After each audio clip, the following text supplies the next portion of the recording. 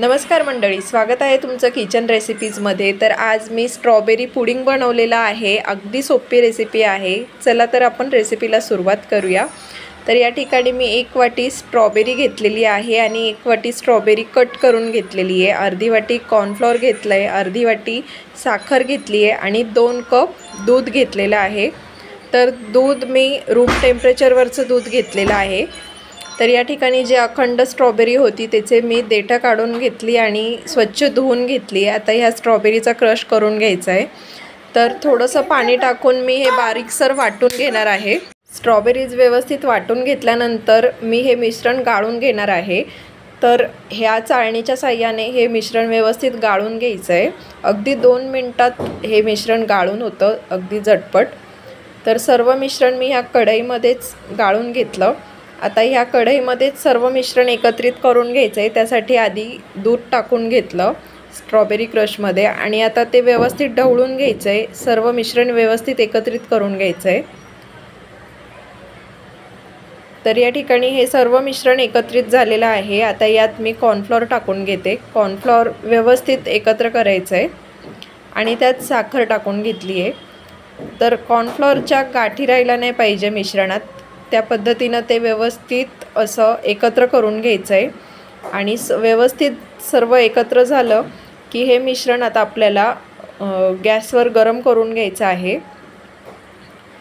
तर या ठिकाणी मी गॅसची फ्लेम हाय ठेवली आहे सुरुवातीला आणि जसं हे मिश्रणाला उकळी येऊ लागेल तसं गॅसची फ्लेम स्लो करायची आहे आणि हे मिश्रण आपल्याला दाटसर करून घ्यायचं आहे। तर सतत हे मिश्रण ढवळत राहायचं आहे। कॉर्नफ्लोअरच्या गाठी व्हायला नको मिश्रणामध्ये, त्यामुळे सतत हे मिश्रण ढवळत राहायचं आणि जसं वाटेल मिश्रण दाटसर झालेलं आहे तसं आपल्याला गॅस बंद करायचा आहे। तर या ठिकाणी मिश्रण व्यवस्थित आपलं हे घट्टसर झालेलं आहे। तर आता मी गॅस बंद करून घेतला।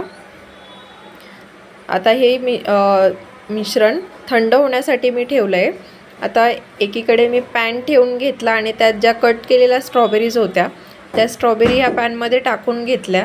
4 चमचे त्यात साखर टाकून घेतली। आता साखर विरघळेपर्यंत आपल्याला हे एकत्र करून घ्यायचं आहे। तर गॅसची फ्लेम मी स्लो ठेवलेली आहे।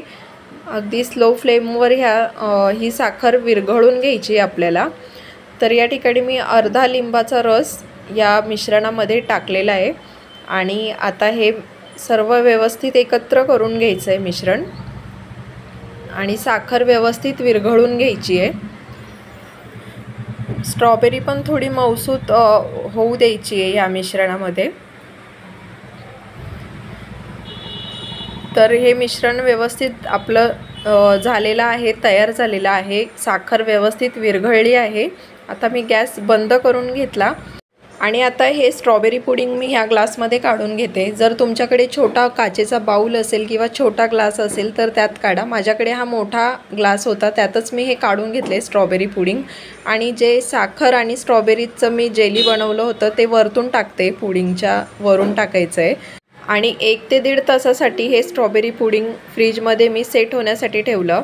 तर अगदी भन्नाट चव झालेली आहे आणि अगदी सोपी रेसिपी आहे। तुम्ही नक्की ट्राय करा आणि आजची रेसिपी आवडली असेल तर चॅनलला लाईक, शेअर, सबस्क्राईब नक्की करा।